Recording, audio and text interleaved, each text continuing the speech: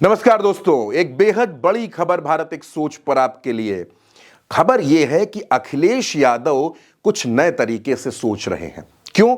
उनके दो बयानों से समझने की कोशिश करेंगे। अखिलेश यादव ने सदन में एक बात कही। अखिलेश यादव जब लोकसभा में बोल रहे थे तब अखिलेश यादव ने कहा कि हमको कोई बड़ा चंदा नहीं देता है, हमको कोई इलेक्टोरल बॉन्ड नहीं देता है, और मैं यह भी कह रहा हूं कि मेरे पास कोई पीआर एजेंसी, कोई सर्वे एजेंसी, कोई सोशल मीडिया टीम मेरे पास नहीं है। हम लोग कार्यकर्ताओं के दम पर चुनाव लड़ते हैं। पहली बात। दूसरी बात अखिलेश यादव ने आज तक के एक प्रोग्राम में बोली। अखिलेश यादव ने वहां प्रशांत किशोर की बहुत तारीफ की। अखिलेश यादव ने कहा कि इस देश के सबसे बड़े पॉलिटिकल स्ट्रेटेजिस्ट अगर कोई है तो वो प्रशांत किशोर हैं, वो पीके हैं। और जब प्रशांत किशोर ग्राउंड पर उतरे बिहार में तो उन्होंने देखा होगा कि बीजेपी किस मशीनरी से चुनाव लड़ती है।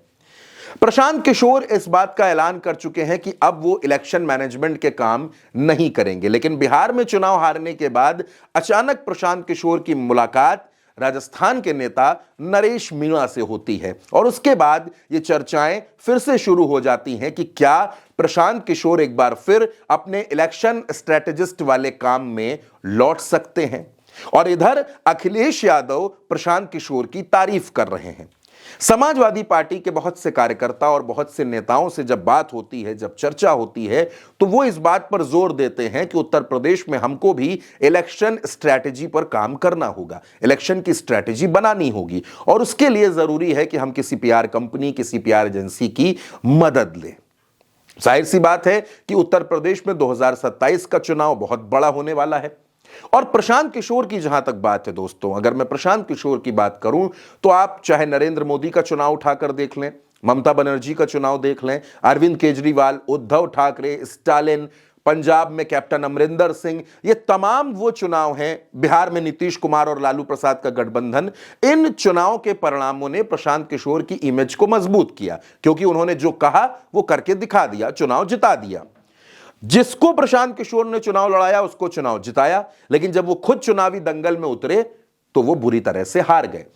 राजनीति के लोग ये कहते भी हैं कि चुनाव लड़ने में और लड़वाने में जमीन आसमान का फर्क होता है, लेकिन अब इधर अखिलेश यादव अचानक प्रशांत किशोर की तारीफ कर रहे हैं। वो ये बता रहे हैं कि इस देश में सबसे बड़े पॉलिटिकल स्ट्रेटेजिस्ट प्रशांत किशोर हैं।